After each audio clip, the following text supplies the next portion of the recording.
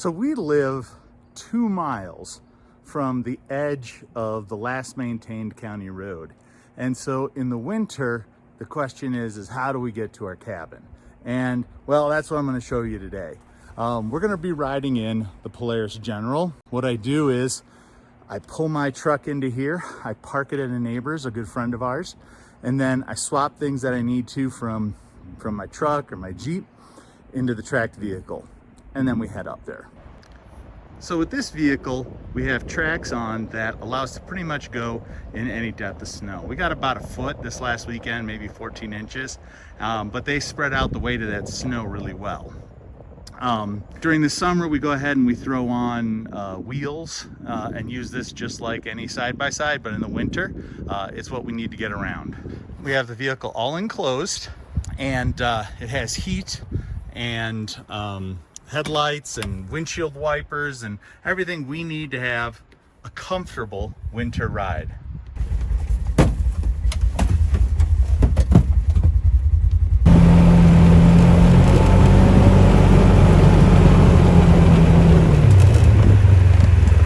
So this is the end of the county maintained road, and they put this sign up just a few years ago.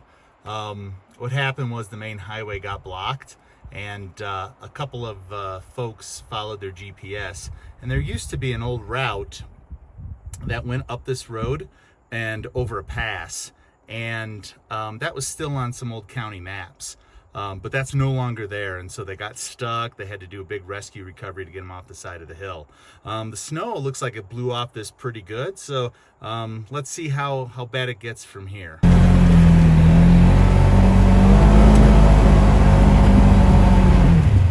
Off here to the left, you can actually see where the old pass used to go. We're gonna go head up this road. You can see nobody's been there. I'm gonna go check how deep the snow is. I'm guessing it's probably maybe a foot in some places. The drifts will be 2 or 3. We should be just fine going up there.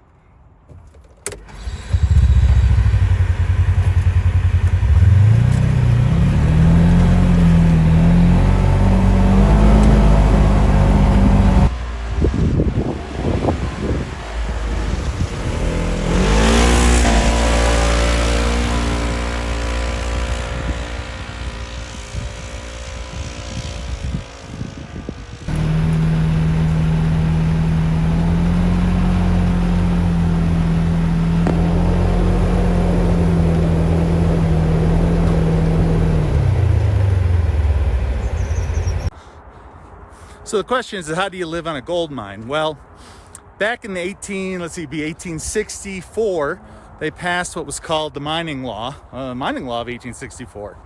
And basically that said, you know, you could come out in a national forest, claim mineral rights, and after you worked it for 7 years, you could apply to own the land, just kind of like the homestead program.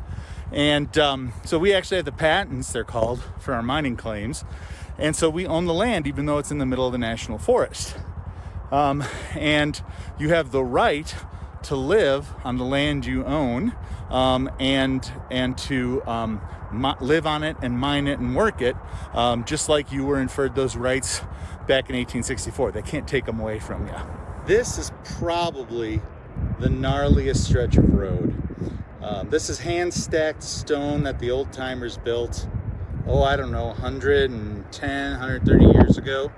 And it holds back this side of the mountain so that we can drive on it and go. Right now we got a little bit of snowdrift. That's not going to be an issue for the Polaris, but you certainly don't want to ever have that collapse because it's a long way down.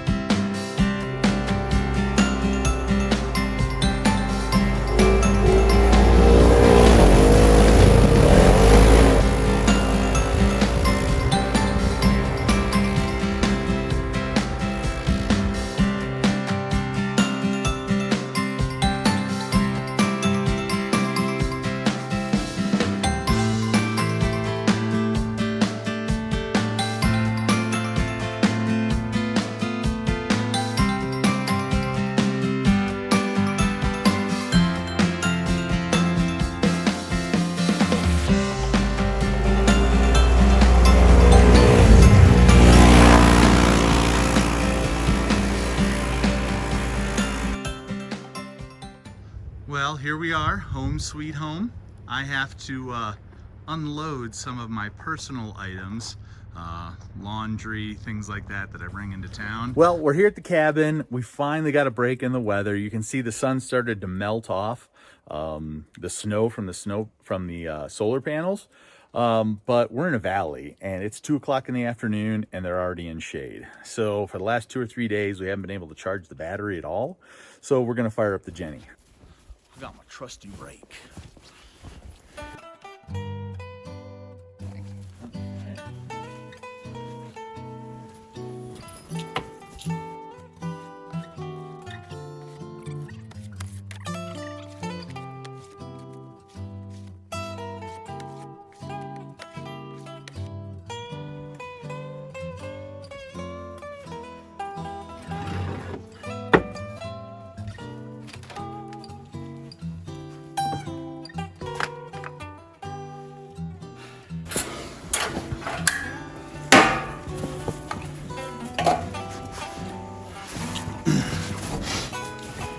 So we got to run a couple miles to get gas. So we always try to leave several containers full and up here so that we're ready for when we do have deep snow, because it's a real pain in the butt to run into town.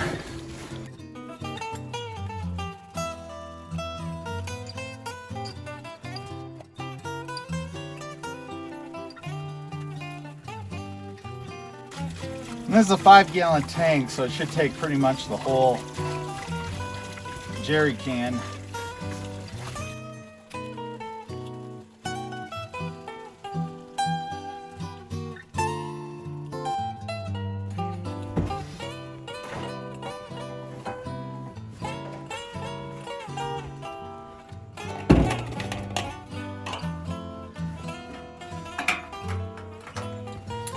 Now the shop Jenny I have is electric start, but this has got a Subaru engine on it, and it just starts up every time in the cold.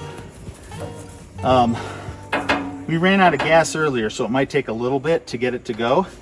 This time, 60%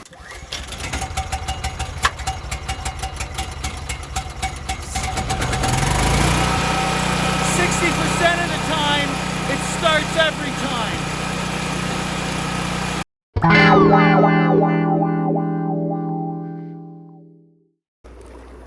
Well, there goes an evening of fun. We have a torn hose, so we won't be able to fire up the hot tub tonight. Bummer. Well, we'll get it the next time. Well, you lucked out because that hose is broken. You don't have to look at my dad bod, but what you do get is the boring task of us taking a king bed up to the cabin. And we have to do that and get it all jammed into the Polaris because, well, the Ford Ranger ain't freaking making it up there this time of year.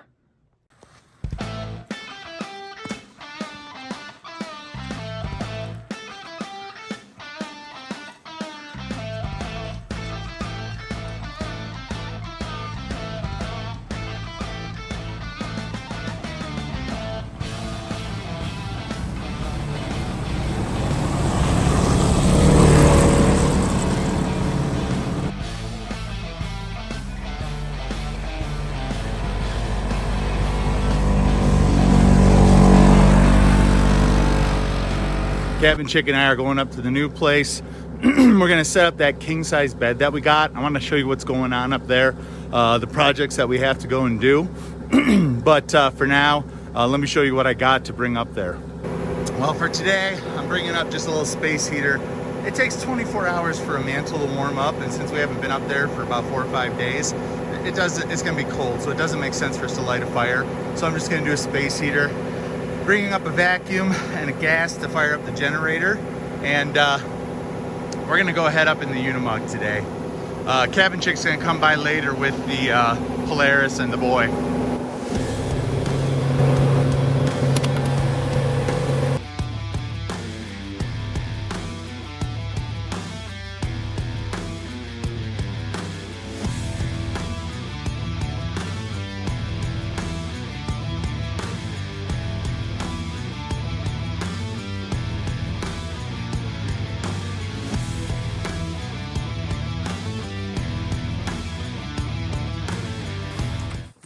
All right, so I got everything unloaded.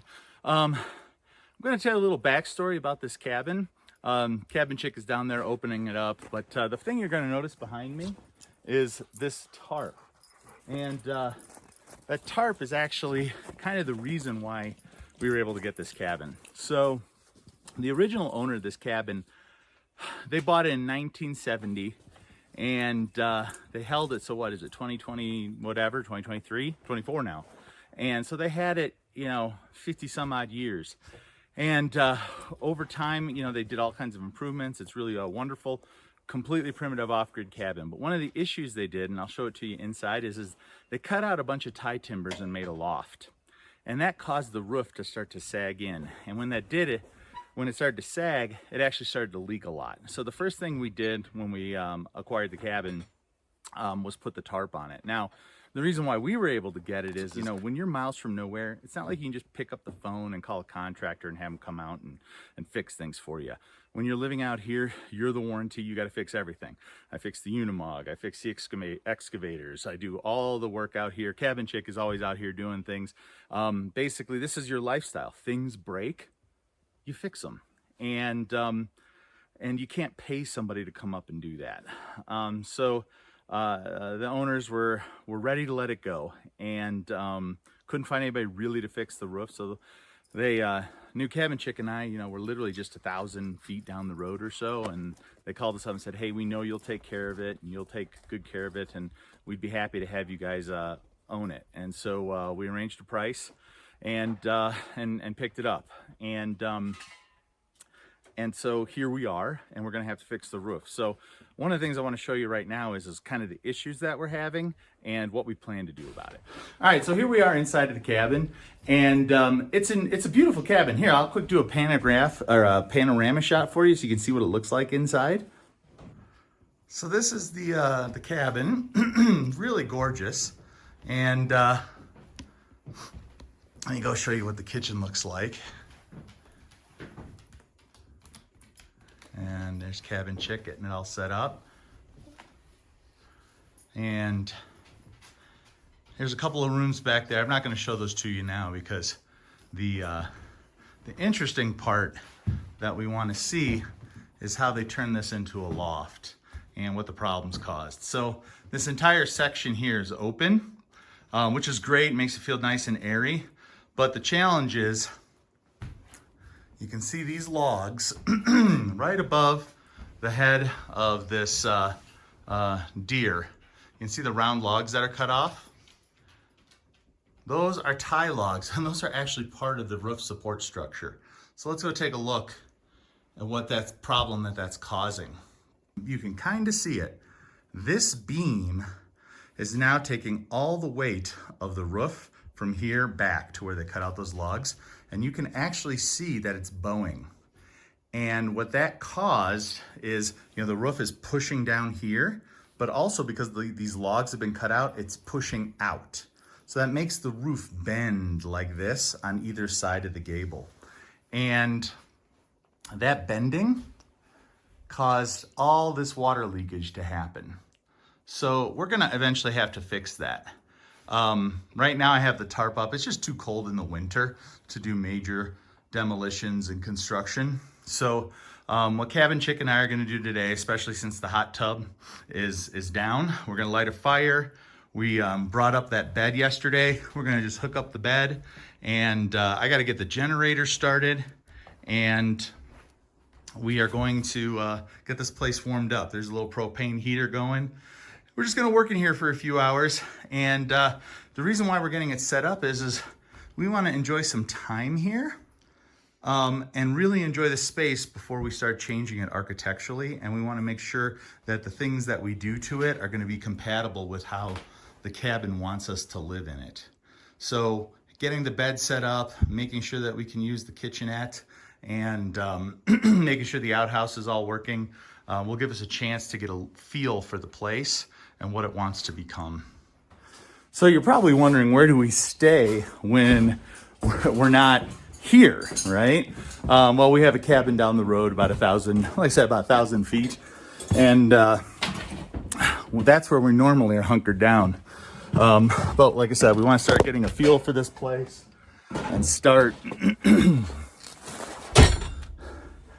getting it ready for us to move in. This cabin's significantly larger than where we are now. Currently, we have 410 square feet. It's tiny, but we make it work and we love it. This one, just the base floor, is 800 square feet, and there's also a root cellar. And with the loft, they got another couple hundred square feet up there, and we're gonna have to make that usable space. The roof is pretty low. I'm gonna fix that low roof when I tackle the roof this spring. But for right now, I'm gonna take you down to the root cellar. So there's our front porch, and I come around down here, and here's the root cellar. And I don't know if I'm gonna have enough light in there today. Well, let's go see if we can't get in there. Yeah, you can see a little bit. We've already started cleaning it out. Part of the roof project is gonna be tackling the state of the foundation here on the inside and shoring it up so I can put some heavy timbers to hold up the new roof structure that I want to put in. So we've done a lot of work cleaning it out. About 4 truckloads of junk so far, and they hand excavated quite a bit of this in the last 50 years, but you can see there's this step of dirt. I'm glad they left it, because if the edge of the foundation is here, the general rule of thumb is you have about a 60% grade where you have the pressure pushing down from the foundation, and if you dug this out, it'd want to collapse in. So long term, what we want to do is shore up the walls and the foundation, and then I want to dig it out and underpin it so that we can have a more usable space here, and I'll put all of our infrastructure and mechanicals down here. But for today, the mission is, let's get the generator going so we can get a little bit of power up there while we're working. All right, so I've never actually used this generator before. It was here in the basement, so I'm assuming it's gonna work. I just wanna make sure it's got oil. I'm gonna put in some gas, give it a pull or two and see if we can't get it started. Pretty sure it's working, but if not, we'll get it there. All right, let's check the oil on this guy. Grabbed a wrench.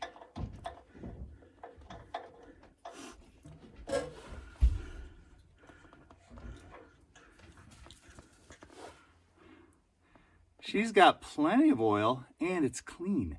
That means they took care of this. They took really good care of it, because usually it'd be black. So that's a good surprise. All right, got the gas. So, you know, what's the interesting thing about finding this thing with fresh oil in it and well taken care of is the previous owners on this cabin, they knew what they were doing and they took great care of it. Versus the cabin that we're in right now, it was kind of hacked together pretty quick and fast. And I'm not saying everything was done wrong. It was just done quickly and maybe without consideration for how it should be used. So there's something to be said about the folks that had this. I'm pretty happy with the state of things here. Cabin was built in 1936 or 37 originally. Then it was acquired in the 50s. Like I said, they did some quote-unquote improvements. That was the only thing I got to complain about. But it's a beautiful piece of American craft history. So let's see, a little bit more history here on this. This is a gold mine from back in the day. We got a couple of mines on the property. I'll show you a video of those sometime. But the mining laws of 1864 basically said if you did a mineral strike or a mineral claim on nationally owned lands, you could work them for 7 years. And if you did that, you could apply for ownership of the mine, of the land. And that was called the patenting process. They actually only stopped that in 1991, believe it or not. But that patenting process is pretty cool. You actually get, in the paperwork I have, it's actually signed by the president saying, hey, whoever was working this mine, you own it now, and congratulations on owning a piece of American land. So I'm not sure what happened while it was being mined. I can see the two mine working piles, and I have some mill type activity that happened down by the creek. Sometime after the mine was done worked, then this gentleman acquired it in the 30s, and he built this cabin out here, lived out here for 20 years, and that's when the last owners got it. So we're the third owners on this, and probably a 150-year history of the property. All right, let's see if we can't get this guy going. I'm gonna assume everything's right with the spark plug and gap, since this was taken so well good care of. So let's see. I'm gonna close the choke. Let's see, choke it. Got the choke. I don't see an on-off switch for anything, so I'm just gonna give her a tug.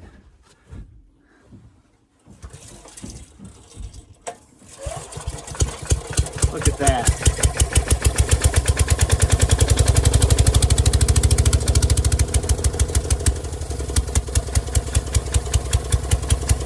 That's amazing. Probably hasn't been run for 20 years.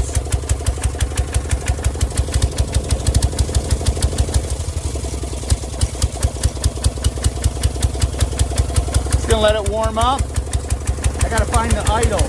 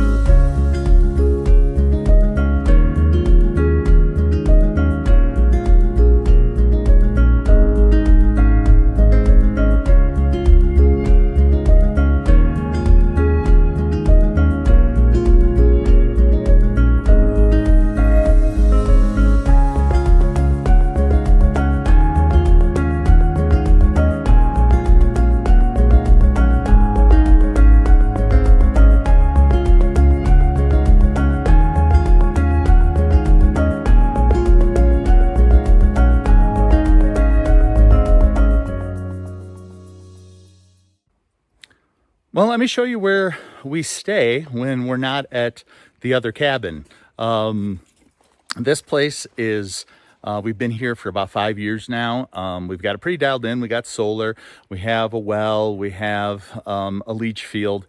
It is winter, so we don't use water during the winter, and I'll explain a little bit of that, a little why I'm on that while I'm giving you the tour. But we've been here, 5 years since COVID, really just before COVID, and it turned out to be an excellent reprieve from that madness. And we just kind of never left. So this is our tiny little abode. This was built in the late 80s, early 90s, from best I can tell. This property was owned by a family from Canada, and they built this cabin.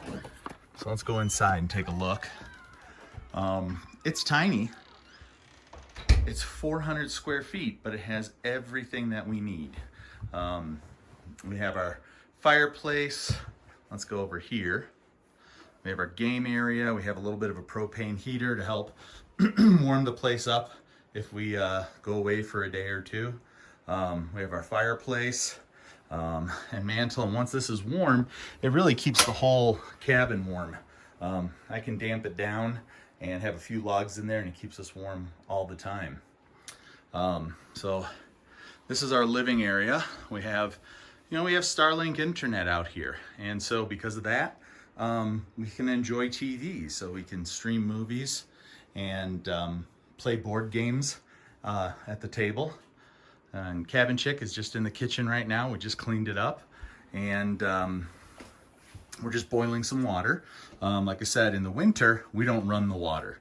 We do use the leach field, but everything we do is you boil the water and just use the sink and the drain. And when we go away for a couple of days, if we think it's gonna freeze, we throw in some of this a non-toxic antifreeze into our sinks so that the P-traps don't freeze up. But we have a little kitchen with everything we need. And Here's our bathroom, and it has a shower and a commode. In the winter, we use that chamber pot just to make life easy, and we just empty it out into our composting toilet. But we have a full shower. And this is our solar setup. It's temporary at best. I want to relocate it and wire it up a lot better, but that's on just the long list of projects. We keep our food in this cooler with ice. We don't have a refrigerator. I'll see the fire's kicked up. It's nice and warm and beautiful. And then this is our bedroom. And it's large enough for us to have a queen bed in it. And this is where we get to spend the majority of our time. So this is it. All 410 square feet of our off-grid, I don't know what to call it, our off-grid refuge. And we make it work. So put in the comments anything that you're interested in learning about on the off-grid stuff. This was kind of like a day in the life episode, but we have a lot of projects to do and a lot of magic to create, and we look forward to sharing that with y'all.